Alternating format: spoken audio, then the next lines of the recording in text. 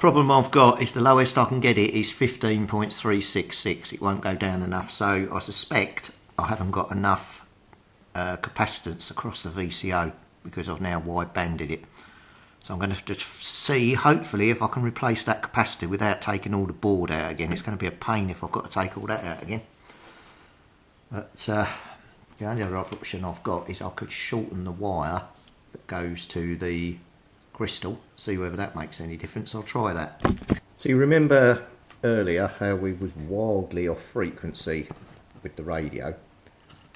Well, I looked up on the internet and it said where I had my trimmer before and everything was running in a line, that is series capacitance, and it says that highes the frequency of your crystal.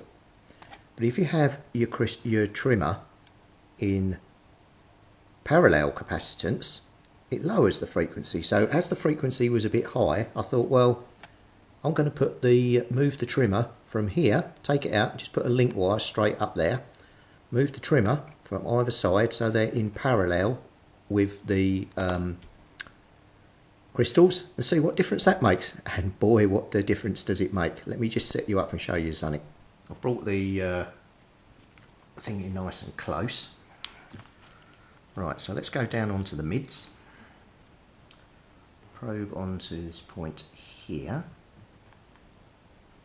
and we end up with, oh, hang on, what are we doing? I'm not there. Oh, something's happened. The wire come off? No. How weird. Hang on.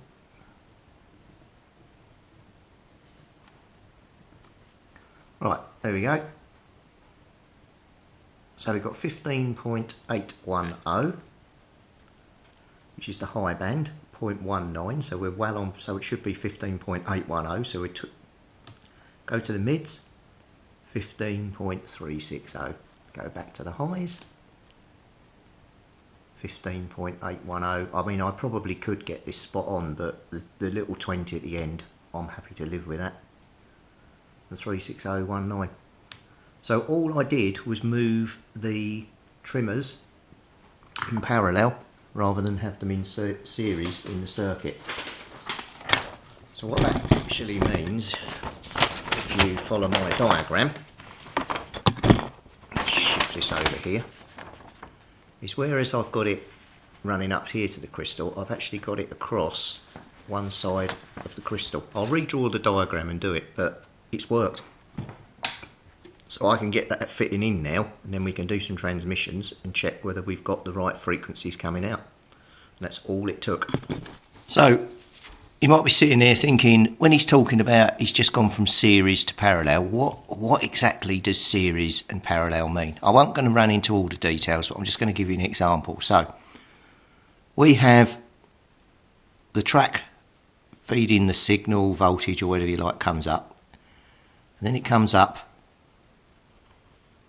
to the trimmer, and then the trimmer, so it goes into one side of the trimmer, out the other side of the trimmer, continues on in a straight line and comes up to the first leg of the crystal, and it goes straight through the crystal, goes to the second leg of the crystal and continues on its way. So it's just a straight line.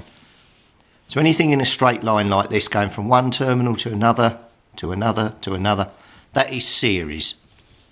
Okay. Now, when you get to parallel, you can see we moved the trimmer. So we've got the crystal, but this time we're not going to put the crystal here and have the thing going straight. What we're going to do is we're going to branch off over here, and we're going to put the trimmer in parallel, and that's the term I used there.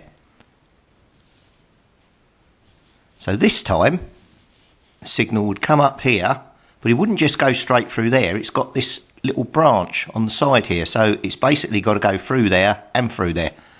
So this then is actually in parallel with the crystal, and that's all you need to know. Now, what I read on the internet, because I didn't know this, and I'm not sure whether you will as well, if you put a trimmer in series with the crystal, as I mentioned, it says it can increase the frequency very slightly.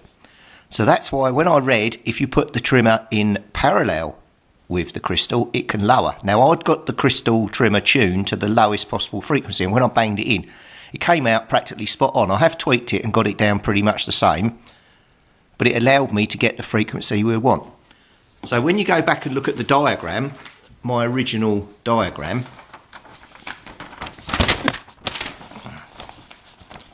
what you can see, signal coming up through the trimmer, straight through the crystal, off to the oscillator. But I've now done a revised diagram, because what we've done now is we've branched off exactly as I showed you in the diagram there. We've got the trimmer capacity across, so not before, we've actually got it spanning across, and that allowed us to lower the frequency. So the finished circuit now for what we've designed has changed. And through experimentation and just building the thing and trying to fit it into here, we've now moved the original circuit to this. This is the final circuit.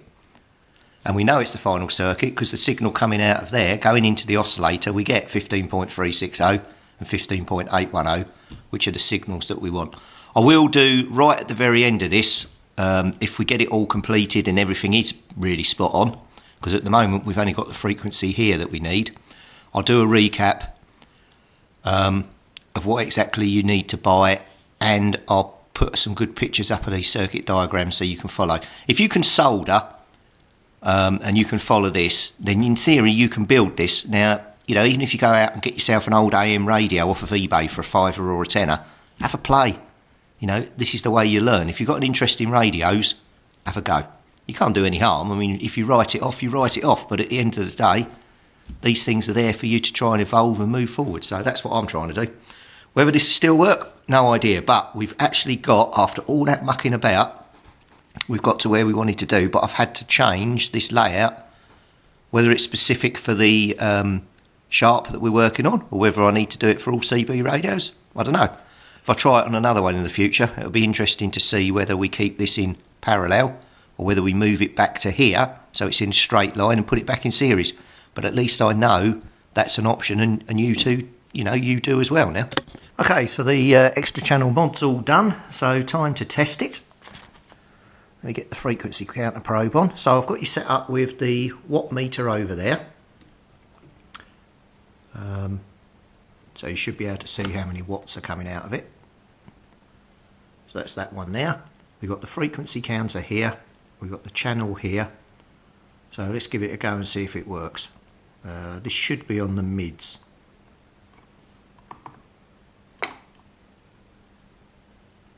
$26,96548. Perfect. So let's go to channel 40.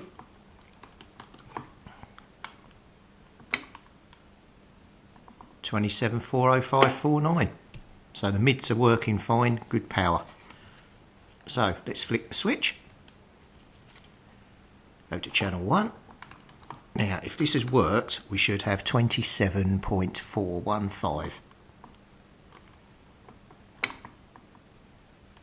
Oh, and we have. Look at that, and nearly 4 watts still on the meter. Oh, this is looking good. Okay, so we go to channel 40.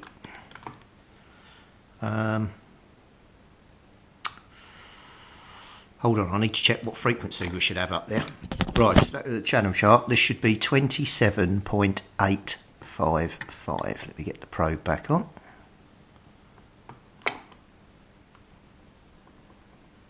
Oh, 27.691, and we've got just over a watt. So that means, does that mean the trimmer needs moving, or is that, could that be the VCO's cut out?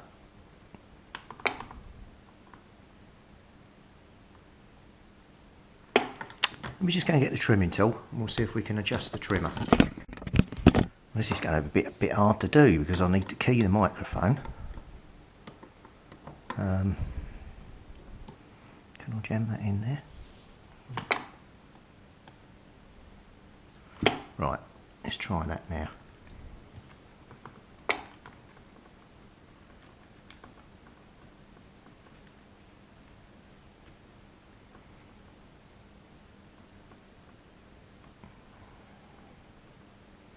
No, we haven't got the width. Let me just check we've still got that on channel 1.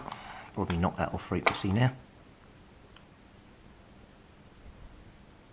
Sorry, I'm not on channel 1.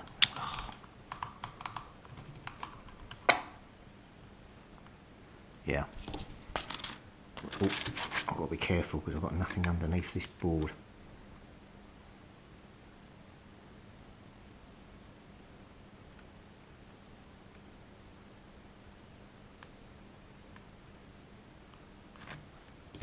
So we can tune that to 27.41531 and almost get 4 watts.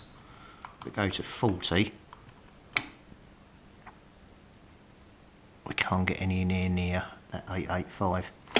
So what I need to do is find the capacitor in the circuit diagram acting across the VCO and up it. So let's have a look what we've got. One thing I want to do actually before I go changing the capacitors, let's actually have a look at what channels I've actually got. So I've got 27415, go up a channel. Actually, let me find the book so we can check we've actually got the right frequencies. Let's have that open there. So the next one should be 425. Yep. 3 should be 435, which it is. 4 should be 455. It jumps up. Miss the alpha channel. That works well.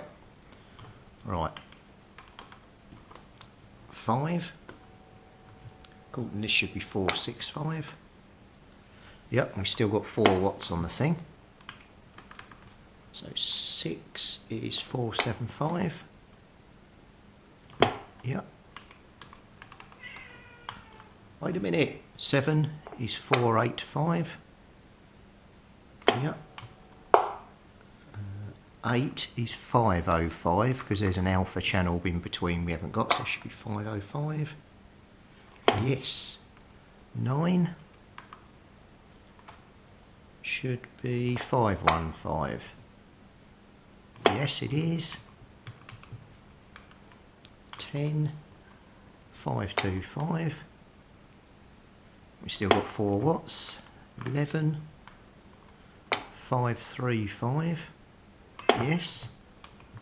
Now 12 should be 555 because there's an alpha channel in between. And it is. 13 should be 565. Yep, and we still got 4 watts. 14, 585 is full.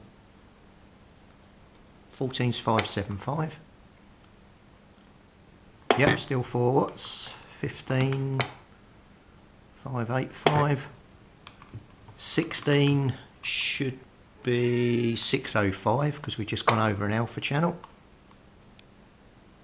Yes, it is. 17, 615. Yep. 18, 625, which it is.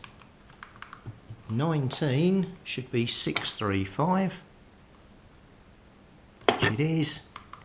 20 should be 655 because we've gone over an alpha channel. I'm starting to lose my power. I've gone down to 3 watts now. Whoa! Right. Okay, so 20, and then we go 21, which should be 665. It is, but power's dropped down to 2. 22 should be 675, which it is, but we're down to just under 2. 23, 705, which it is, but we're down to half a watt, so I'm not going to key up anymore.